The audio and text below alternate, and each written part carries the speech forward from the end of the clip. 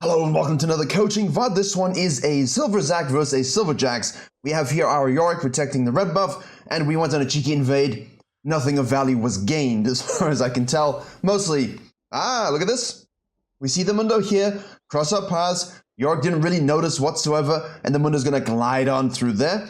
Zac has gone from blue to Gromp now. Most of you saying, blue to Gromp. Is Mundo starting, is the Zac starting blue side into his red side when he should be camping the bottom lane? I think you raise a valuable question, viewer. You are 100% correct. It is a bottom lane meta. But most importantly, we have here a silver elo game, right? Which means most junglers are getting leashed and starting on the bottom side. Most junglers are then sequencing upside, slower full clears, 5 campers. They're not doing anything. What are we doing as the Zac to actually control and take control of the game now? Zac is one of those interesting champions where he's absolutely just straight up busted. So you can full clear, you can 5 camp. Actually, I would never 5 camp. You can quadrant or full clear effectively is the best way to go. And then look for action, right? You can counter gank, you scale, you have CC. You don't really have to do a lot of stuff to really carry with Zac, right? So here, in this particular case, this is an astoundingly good ward. Well done bottom lane. Wow. People like my bottom lanes in silver never, look at this. Very nice. You know why? Because, hey, Jax gets leashed. It's a bottom lane meta. 245 is upcoming. What if he goes red Raptors Krugs against bottom lane? We expect this as a possibility as the bottom lane. Zac should expect this as a possibility as the jungler and position himself to sequence down to actually counter gank said action or at least be present, right? Because if Jax does this, as most junglers are, and you do your red side, you can trail and follow. Usually you'll get cleanup because most people are bad at their ganks, but hey, I'm very impressed with that. However, that is mythology at this point because the Jax is going up and the Zac is also going up.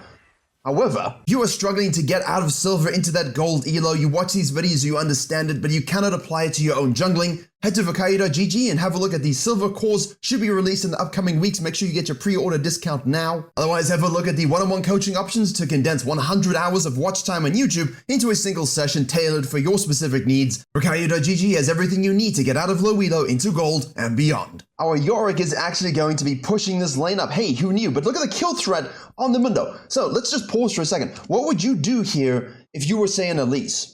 What would you do here if you were pathing upside as any sort of action-based jungler? This is a kill, a dive we must make. Now, in the current meta you're having, most junglers, as I said, will be starting top, going bottom. You know, if they leashed here, for example, you don't need to go to your red, man, right? I'm not flaming the Zac here. I'm just saying in general principles. Blue side, Raptors, hey, look, diveable. Here we go. Just go, right?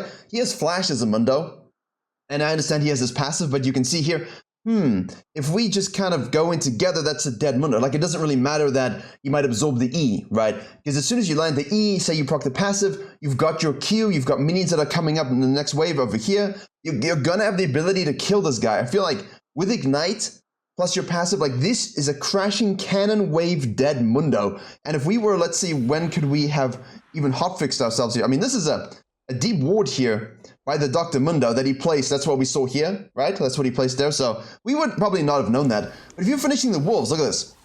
Finishing the wolves, as you go to the Raptors here, look at this. Like, you don't even need to do the Raptors. Getting tongue-tied because I'm so excited about the possibility of killing one of my mates. Look at the ghoul. Look at this legendary ghoul. Yes, I absorbed to the face this tower shot that would hit a champion. And then instead you kill the Mundo. Now, obviously in this particular case, the Jax is the coin flip, right? The Jax is going to be in that side of the jungle. Do we care, really?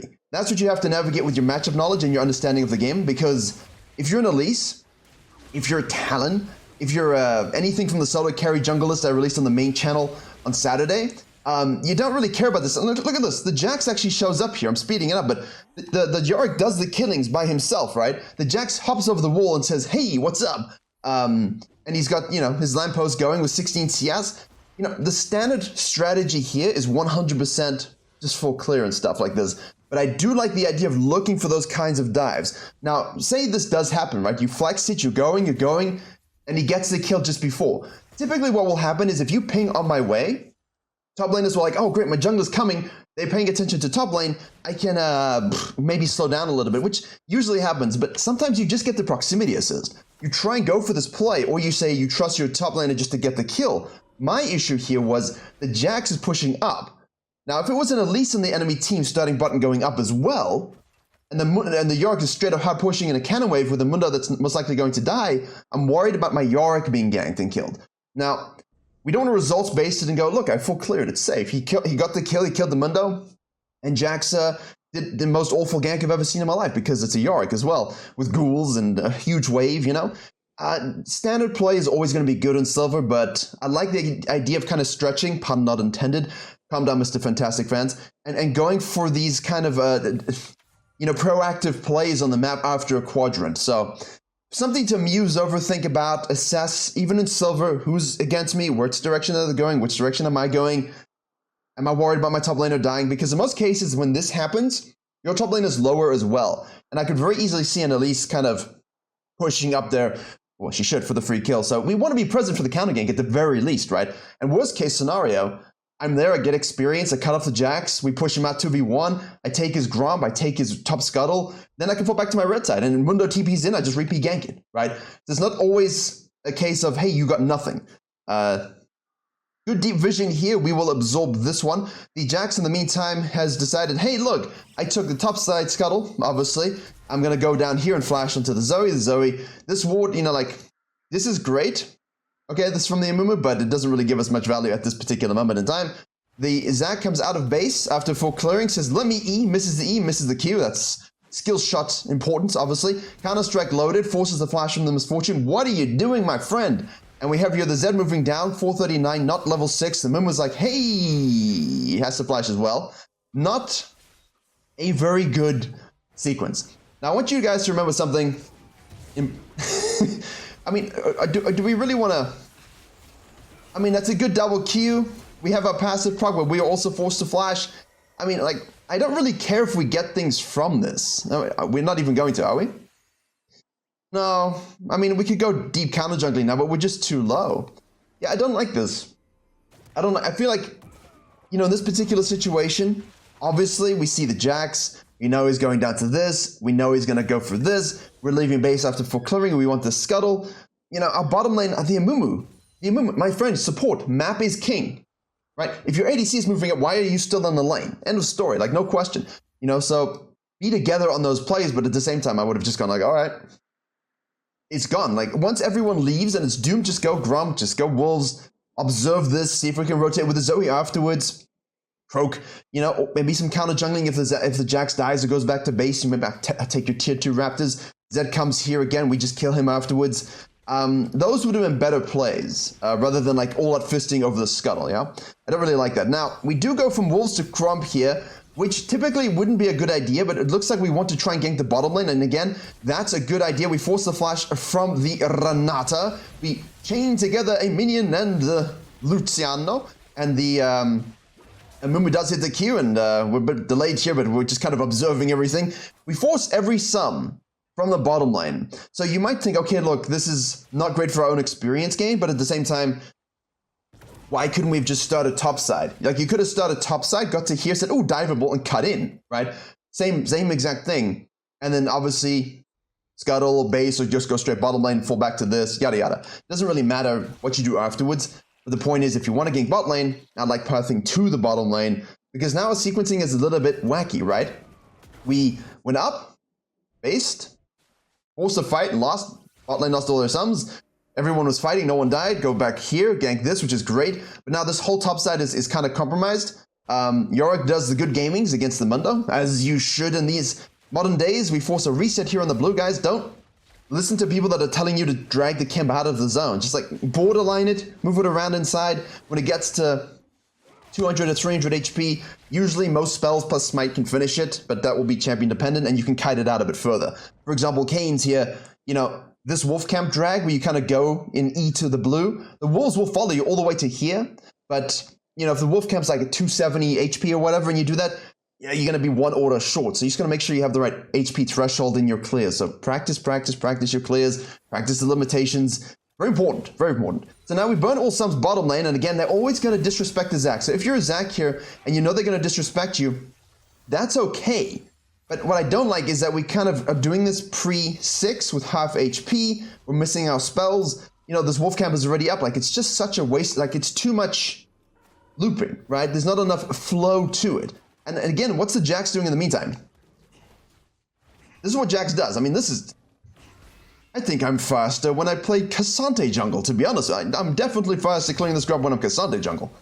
That's wild. Now, what I hate about Yoriks on my team is they take the bloody crabs and the heralds, and it's like denied experience of from your own jungler, right? 6. Okay.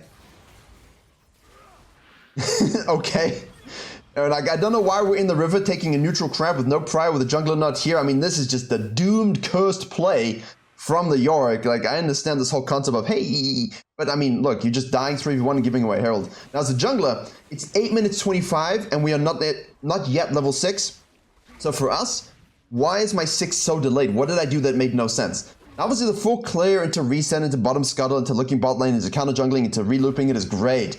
But if you overforce, and then you're forced to overcorrect, right? Gank. You just end up compromising your own experience way too much. We see the Jax is low. We do have 6 now, so we're going into the E. We will be able to hit this one Q, use the plant. You can use the plant. Doesn't really matter, we get the kill. Anyway, that's absolutely fine. And now we are going to go to the top side here. Following the Zoe onto the Mundo. I can just move the camera, what am I squinting? Drowsy, ult popped, passive procced, Q hit, slapped together, and one more auto. Yes, there we go. Well done. Good translation, gang. Very nice. Okay, so we hit this, we go to this, we get the free kill, and then we move to the top side. Jax, unfortunately, refused to escape. I mean, did he have flash? Doesn't matter. If you have flash and you're the Jax there, respect flash the Q, all right, and then go to the plant, right? That's what I'm saying. Like, go to the plant, jump away, use a leap strike, and so on. Escape. Don't die for saving your flash, ever. It's not worth it. But a good reflex play from the Zac. Now here's what I'm talking about. In my counters list on the main channel where we had a Zac, where I talked about the Jax, we're like, how do I counter Jax jungle? And I'm thinking about this. I'm like, Jax is Jax, right? It becomes a bit of an issue. But then again, if he's jungle, why is he becoming an issue? He's not going to interact with you. He's going to take way too long to farm. He's going to shove for a few ganks here and there, but he's really weak early as a jungler, like really weak. What are we doing for that whole early game that allows him to get fed in the first place? And from Zac's perspective, you chose a full clear to basically take your hands off the lanes, right? If your lanes were losing, you'd have to do something else. But this whole force into compromising our sequencing and looping bot just didn't help us a lot at all. And we got free cleanup from the Jax just goes straight to bottom lane, which is of course what low elo junglers do. We do have ultimate available at this particular stage, and we know flashes are down. We gotta start hitting those Qs. Misfortune into Amumu, into Zac, into kills. The Zoe's moving, we're gonna do that, we're gonna knock up, nice, getting ahead of the Renata as well. So this is what we want. Very nicely done. So when you burn flashes from bottom lane, it's imperative that you repeat gank. Now, the mistake here was I burned the subs. Go sequence. Go sequence. You can always reset, counter gank, counter fist, do herald, whatever, doesn't really matter. Back to base, and then do exactly what we did. So the timing cadence works out nice. A little delayed for sure, but there you go. The Zoe's roaming well, yeah, she's doing a good job against the Zed. The Yorick now is just perma-fisting and killing this Mundo. Okay, now most likely what's going to happen in low elo is that Yorick is just going to keep splitting and dying 1,000 times to Jax, to Zed, to the bottom lane. What are we doing in the meantime? Because you can't really control them in a solo queue environment. Who could have foreseen this event? It's unbelievable. So now Jax is top lane. What are we doing, right? We're going to take this scuttle. We see this guy, but at the very least we can go counter jungling, get deep vision, see what's up. That's going to come back to the mid lane here. Can we tower dive him with our passive up, right? Those are the questions you're asking. I'm not saying necessarily do this. That's why I like this Amumu though. I have to say this is a pretty solid team in terms of deep vision. Very nice. It's not always well placed, but the intention is good. So if you have the intention and the habit down, we can redirect that to be more positively applied. But if you're not doing it all, it's really a big thing to kind of work into your game plan. In the meantime, do we want to go bottom lane again, or do we want a full sequence? Do we want to sequence down and gain bottom lane again, or what do we want to do, right? The options we have are as follows. Buff, all the way, and then gain bottom lane. Buff, as it was spawning, cut in, counter jungle, cut in, and then dive, all right? Or gank first and then fall back to blue side. I think ganking first and then falling back to blue side would have been good because their bottom lane shut up, we were synced up with our bottom lane. Now we're farming, right? We're in Grump Blue Wolves, we're going this direction, we're ignoring our bottom lane, and they're getting traded on while we're farming. And now we're having to spaghetti path down, spaghetti pathing, it's in the jungle PDF, That's absolutely free, by the way. Jungle PDF, 37 pages, 7,000 words, improvement drills, how to VOD review, terminology, concepts, checklists. Just subscribe on the site, like free. Just enter your email, press enter, you get the free thing. But I talk about this, the spaghetti power thing. It's where you walk over previously trodden ground. So Grump, Blue, Wolves, and then you're like, I should go bottom lane, and you go down, but like you just walked over the ground.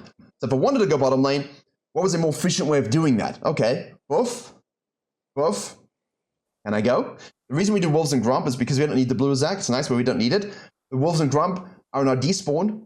We can go do some shit for a little bit. And if we take a long time doing said shit, like that translates into this, into this, into this, that would be respawning, right? And we get another tier camp afterwards. But the whole concept is, hey, boof. All right, now I'm going bottom lane. Or out of base with my team, let's just go kill bottom lane now, right? Plates are still up. Shove this, get some cool plates. Look, see where the Jax is. If he's top line, if he's somewhere else. I see this division. I see all the stuff available. Maybe I just go counter jungling. If it gets collapsed upon, or this is a gankable lane, I can translate that to that, and then I can fall back to my blue side, right? Or I could even just go Raptors Crocs and gank top lane. Reset it. Yeah, sure, I skipped this. That's the whole concept of eyes of jungling. It's to look for the next best play, right? Before I just de facto farm. And here we've de facto farmed spaghetti style, and now we realize, oh shit, my misfortune's hailing balls from the sky and is no HP gaming. And now they learned. Oh, they finally learned. They finally learned to ward, and yet it didn't matter because the Mumu, Misfortune, and Zac combined for the kill. That's what we want to do. Now, you're going to say, well, all of that nonsense you're speaking. He still got the, yeah, of course that's results based. Of course he still got the kill. It's silver. They're not going to respect it. But the point of the good habit, right? The point of the good habit is that,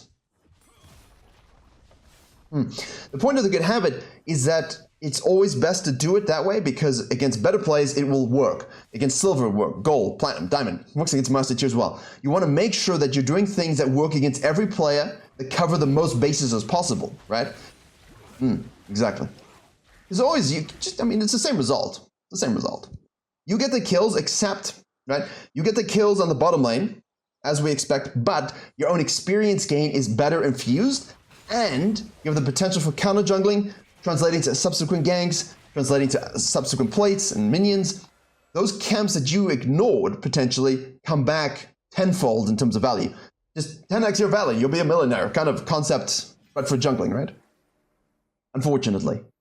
The nugget of the day that I thought of was how many of those millionaire tip people were millionaires before they became million tip people, right? They're millionaires now, but before they started making millionaire tips, that were just generic, get up at 5 a.m., yeah, drink no coffee, never engage in sexual activity, make sure you walk 200 miles a day to clear your thoughts, don't procrastinate, right? What were they doing before that? It's always works in my mind. They're legitimate people who are like actually giving unique advice and interesting advice. It's always interesting to listen to. Doesn't matter what it's for, you know, whether it's weightlifting or money or whatever, League of Legends. But it's just funny to see what were you doing beforehand?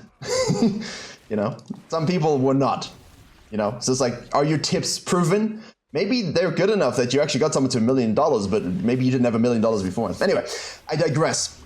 It's just an interesting thought because it's the same thing with jungle, right? It's like, well, does what you say matter if we get the kill? Yes, because you get, you know, instead of just getting the kills, you get counter jungling camps, counter ganking, more objectives. But it's a solid game from the Zac, right? I like the concepts herein of repeat ganking. I like the concepts here of he's keeping at least, it's not as fluid as I would like, but he's keeping the concept of, hey, my eyes are up, I'm looking for those ganks. And yeah, his sequencing isn't perfect with regards to those ganks, but at least you can see the whole kind of, hey, I'm doing my blue and grump. I clicked on the map. I saw bottom lane low. I decided to react to make a play. And I do like that. So dive early aside, which is maybe, you know, maybe I'm being too ambitious for the ELO, but I do think it's important to think like that because it's information we should gain. And I don't really, you can trust your top lane if you duo with them for sure, right? But okay, so here you see the Mundo, like we could decide, hey, look, it's a cannon wave, we could hold it, but we see the Jack's bottom lane, he's level 9, and Mumu's going in on him. We have the Yorick strong side bottom now because the dragon's coming up. We got about a minute to go, the Mumu dies. In a different ELO game, maybe you could justify, hey, look, just give the dragon, I'm gonna hold this, kill the Mundo and push. So if you're a strong 1v1 jungler, right? and you can hold, kill, absorb, and shove, I'll trade a dragon for that because it gives me like 2-3 levels plus tower damage. Like if you're Rengar, this that tower. And in silver though, you know everyone's just contesting the dragon or doing the random things. And in this particular case, we're up, we're freshly spent, we're up a level, we have the full combo. Zed's going in, the Berserk goes through. Unfortunate here, good E-peel onto the Zed. He's forced to reposition, we'll flash in, get the ult. Yorick rotates, gets the bonk. We are just going to keep disrupting, try and peel as best you can. Once he's dead, it doesn't really matter. Turn to the next targets, kill the Jax, and then turn onto the Drago. That was funny. Very nice. And because we had numbers, right? So if you're the top laner here, or you're the Zac, and you're like, well, maybe I want to hold this. Sure. But we have a Yorick, we have numbers, we can win the fight, take the dragon, kill everybody, and shove towers. So those are the two kind of plays you have to weigh in. Now, if I'm here, I see this, and my whole team wipes, for whatever reason, solo queue, and I definitely cannot contest this dragon, then hell yeah. If I can kill him or just hold this tower, I'll do that. I'll just say, fine, take it. No point resetting. But in this case, it was a good decision to reset. The pet flings with Zac into the Raptor pit. Should ding 11 very, very shortly. And one more camp potentially. Yeah, one more camp. Or we could absorb this. Yorick oversplitting on the bot lane. 2 bottom laners join. Zed shows up in the mid lane. We do actually go in. The Mundo has dinged 11 from the solar waves. Zoe's in the top lane. Now, again, this is the concept here. What do we want to do? We want to shadow our mid lane. Yorick's collapsing in. You could play around Yorick. Why would you herald there, sir? Why would you herald there? Zac, you're 11. Zac, you're 11. You don't need the blue. You don't need the blue. I don't care if we win this fight, but you do not need the blue in that regard. We see the collapse. We have the numbers. We see the 11 ding. We do not need the blue. Move into the fight. We've also flashed from the Renata. We have the Zoe moving down. Very good collapse by the Zoe as well.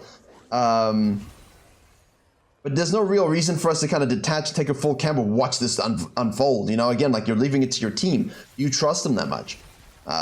Normally not, but with Zac, so it's a pretty easy rotation. Now we're going to basically say, all right, they're pushing a mid lane here. We can take the Wolves. We can take the Grump. We could kill the Zac, the Lucian. The Zac could kill the Lucian potentially. Do keep an eye now as you go back to falling to your, if you fall back to your camps, don't AFK, right? Don't AFK. Look, I'm watching this the whole time. I mean, you could catch this wave too if you're feeling a bit selfish, but you're Zac, you're not a Rengar, but yeah. I mean, I talk about this a lot. If your team have proven that they're capable, that you have a good lead here. We only have 2k gold lead, actually. 2-3k gold lead. Zoe kills the Mundo. Now we're resetting. See, this is what I don't like, because most likely what they're going to do here is overstay and get killed. And then you can throw up a Baron, you can throw up a Herald, and so on. So that's the downside of doing what we just did, but at the same time, team has done a good job. Let's see. Yeah, okay. Back to base, Jack's show completed. Finally, we are 2 itemizations. They're all resetting here. They're going to push up this mid lane. We could look to hold solo, or you could just basically give it. Depends on the nature of your team. But you could just go, I mean, in theory, you just go Krugs, collapse down to the Raptors.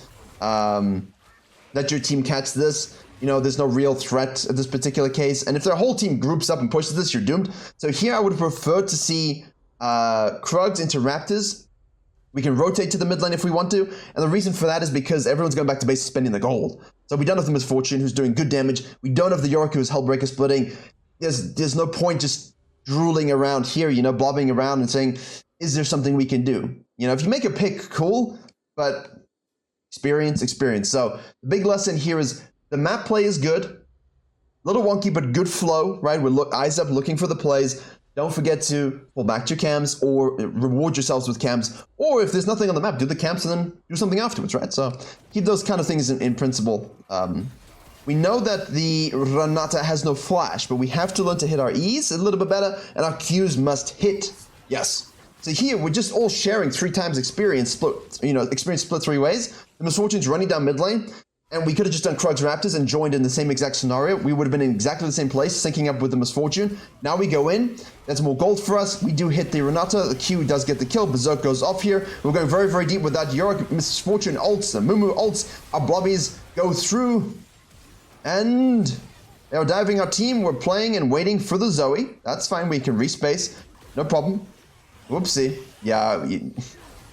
Gotta be a little bit more cautious on the E there, I think. But like, at the same time, it's one of these plays.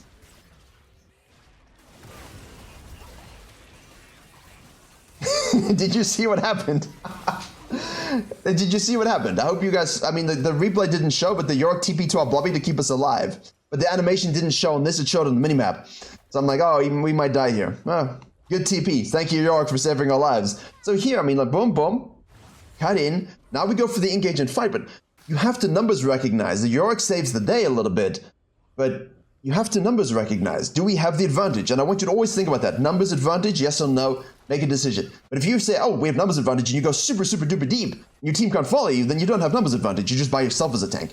So obviously those things need to be recognized, but overall, Demonics, Jack Show, unkillable. York, nice TP to our Blobbies.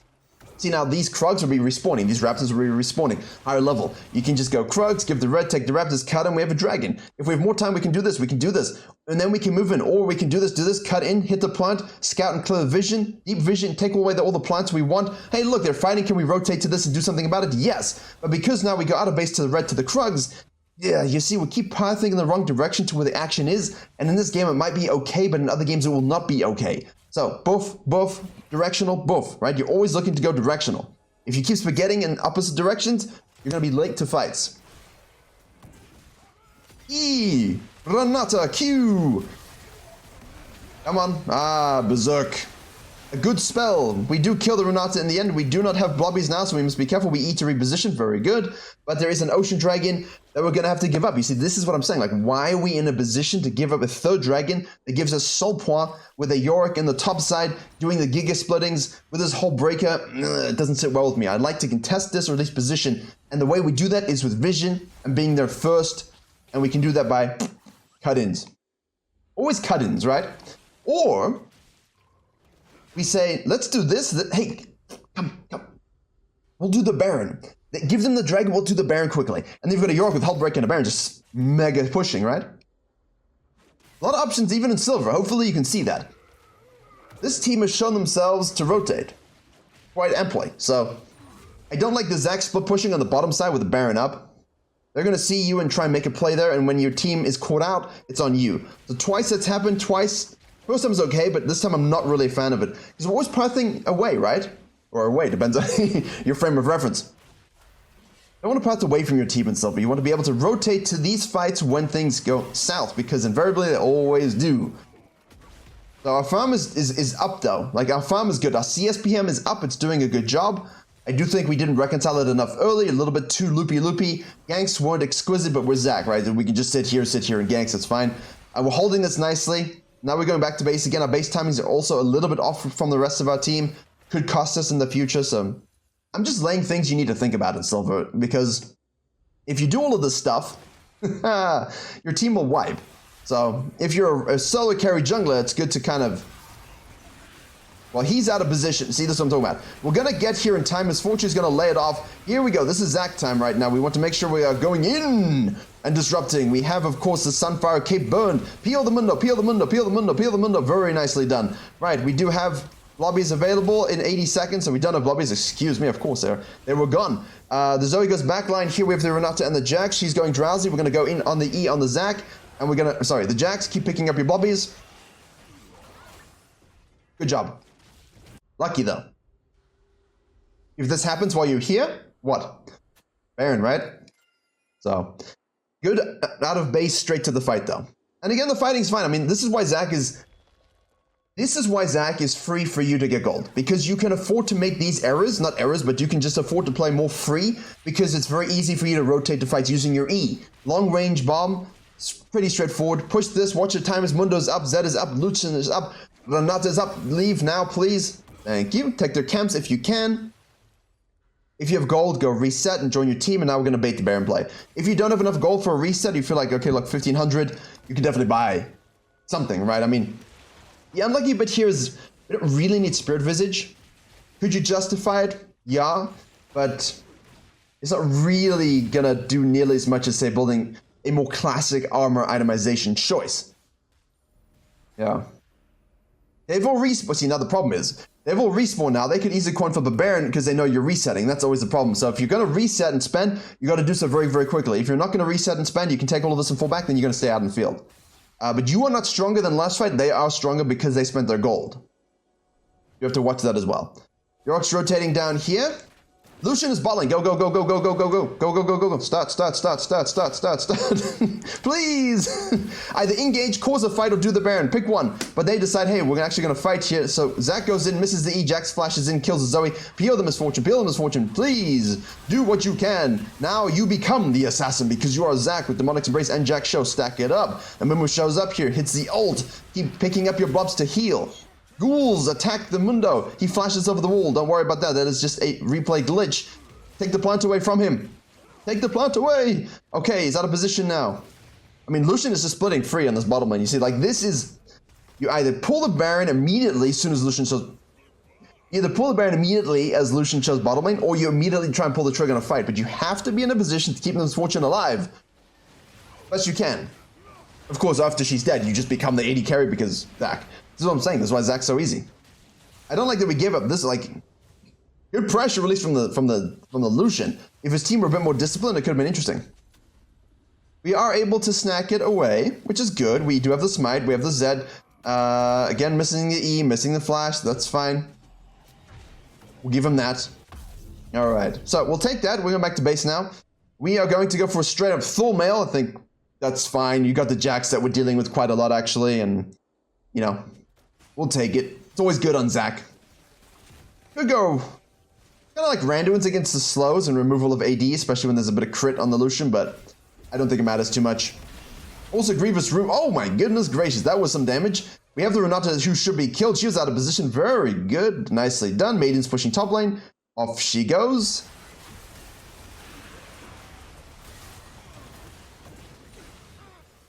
Excuse me. Yeah, so we make the pick, which is obviously the most important thing. What is the enemy team doing here? You have to give this dragon, guys. Why is Mundo going in on the back line? Why are they fighting 5v3, 5v4, 5v2, 5v1? Lucian obviously had to base after a split push. Blue team, in this particular case, just give the damn dragon. Renata's an idiot. She's out of position. Just give the dragon, right? Don't even bother. Just push this up as hard as you can. Take all your camps. Push this up as hard as you can. Kill the maiden. Just decompress the map. Decompress the map. Give them the dragon, because it's not even soul point. And you can live to fight another day, but because they have Baron and a huge wave mid lane, yeah, GG. So, blue team, hopefully paid attention to that. Zac players, as you can see, 12-0-16, a solid good game. You will climb to gold if you play like this. My goal here is not to get you to gold, it's to get you to gold and easily, and then also go easily beyond it. So, reconcile some of the spaghetti pathing mechanics, make sure your ganks are solid, pay attention to sums, repeat and abuse. Remember, mid-game, please don't path away from your team as much. You're trusting them a little too much, path towards them. Shadow, nothing, fall back, okay, shadow again, etc. Itemization, fine, solid. Zac is easy to get gold. Thank you very much for watching. Like, share, and comment if you enjoyed. Head to Virkayu.gg for your classes, coaching, and courses, and VODs. And as always, I will see you all in the next coaching.